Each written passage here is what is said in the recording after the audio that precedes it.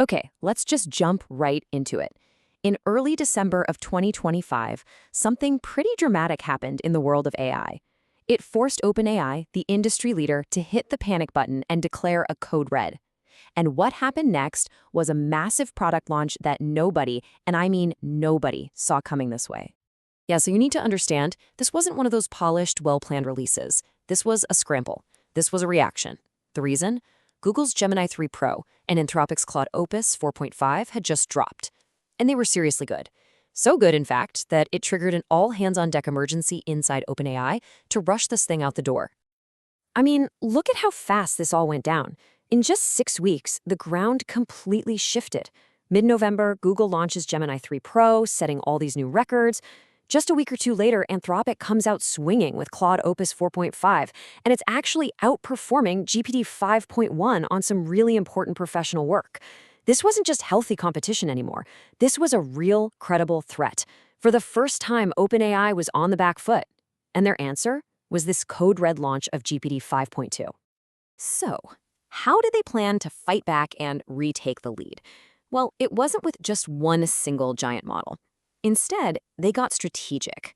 They rolled out a 3-tiered approach aimed directly at the people who actually use this stuff to make money, professionals and enterprise users. This new strategy splits the model into 3 flavors. First, you've got Instant. Think of this as the fast one, optimized for all the quick stuff like firing off an email or getting a fast summary. Then, on the other end of the spectrum, you have Pro.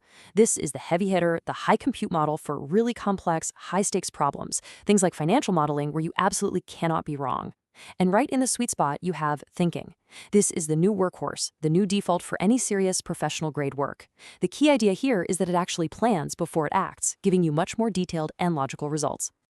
Okay, but here's the million-dollar question. How do you actually measure if one of these AIs is genuinely valuable for a business? Academic benchmarks are fine, but OpenAI is trying to push beyond that now. They're focusing on a new metric that's all about real-world tasks, and you guessed it, their economic impact. And they're calling it GDPval. It's a benchmark designed to answer one very simple, very direct question: can this AI do a specific task that a human is currently getting paid to do? It's not abstract. It covers 44 different jobs from finance to design to see if the AI can actually deliver real economic value in your specific field. And this right here brings us to the core claim behind GPT-5.2. It's one thing for an AI to be a helpful assistant, a tool that a professional uses. But can it actually do the job better than the human expert who's supposed to be in charge? Well, take a look at this. The answer, according to OpenAI, is a resounding yes. When they tested the thinking model on these real-world GDPval tasks, it wasn't just keeping up with human performance.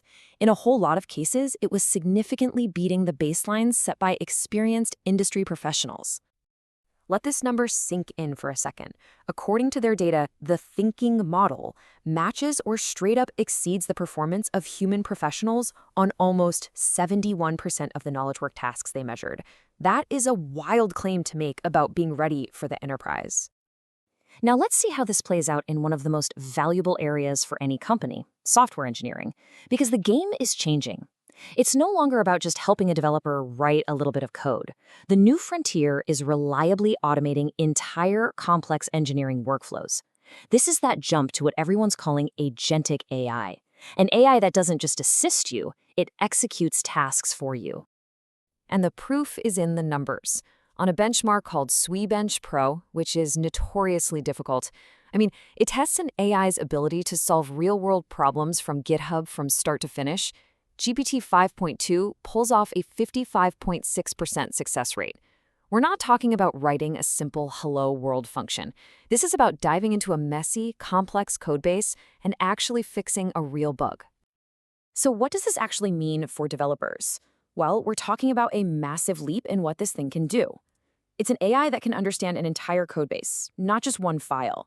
It can refactor multiple files at the same time, automatically hunt down bugs across the full stack, and even suggest big-picture architectural changes. It's moving from being a simple tool to a genuine collaborator that can handle a whole workflow from end to end. So after this whole code red scramble, where does GPT 5.2 actually land compared to its biggest rivals? Well, when you look at the benchmarks, it tells a really interesting story. It's a tight race, and there's no single model that's the best at everything anymore. If you look at the data here, yeah, GPT 5.2 thinking definitely reestablishes a strong lead in areas like abstract reasoning and math. It even got a perfect score on the Amy 2025 math competition, which is insane. But the competition is right on its heels. Claude Opus 4.5 is still neck and neck, even slightly ahead in some coding tests like SWE-Bench Verified, and Google's Gemini 3 DeepThink is leading the pack in graduate-level science. It is a dogfight out there. So what's the big takeaway from all this? It's pretty clear. The era where one single dominant AI model could do everything best, well, that era is over. What we have now is a landscape of super specialized, incredibly powerful systems that are all competing on professional-grade reliability and real, tangible value. For anyone using this stuff for work, the conversation has totally shifted from, hey, can it chat? To, yeah, but can it ship? Look, this emergency launch of GPT 5.2 wasn't just about winning some benchmark competition. It was a massive, strategic signal to the market that AI is ready for the big leagues, for high-stakes, high-value work inside major companies. And that leaves all of us with a pretty provocative thought.